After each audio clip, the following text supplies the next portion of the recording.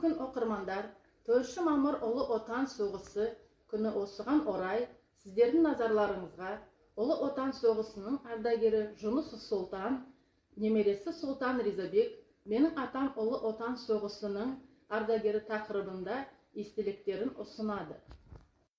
Менің атам Ұлы Отан соғысының ардагері Жүнісов Сұлтан. Көп жыл бұрын Германияның астанасы Берлиннің іргесінде қатал ұрыс жүріп жатты. Менің атам Жүнісов Сұлтан жас жауынгер, қатардағы ең қызу орында Қызыл армияның алдыңғы отрядтарында болды. Бірақ амал не? Атама бұл ұрысты аяқтауға сәті түспеді. Ол Берлинге 9 шақырым қалғанда ауыр жарақат алып, тікелей ұрыс алаңын госпитальге жіберілгендіктен қаланы алуға онсыз өтті. Менің атам бұрынғы Куйбышев ауданы Алға ауылында шаруа отбасында 1925 жылы дүниеге келген. Оның балалық шағы жеңіл болмады. Ата-анасы есінде жоқ. Соғыс басталардан көп жыл бұрын қаза тапқан. Атам үлкен ағасы Рашид және апасы Рахилямен әкесінің інісінің қолында тәрбиеленеді. Соғыстың алғашқы күндері ағасы майданға кетті.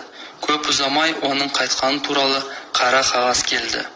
Бірақ көп ұзамай 1942 жылы 17 жасар атамды армияға шақырып әкетті. Бірде атам өз естелігінде: түнде бізді әскери эшелонға отырғызып алып жөнелді. Ал қайда алып бара жатқанын біздің өзіміз де білмедік.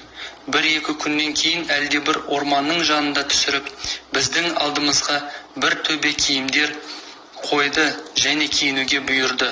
Соннан соң сапқа тұрғызып алып кетті, деп еске алатын. Сол минуттерден бастап атамның ауыр да қатал болған жауынгерлік жолы басталды.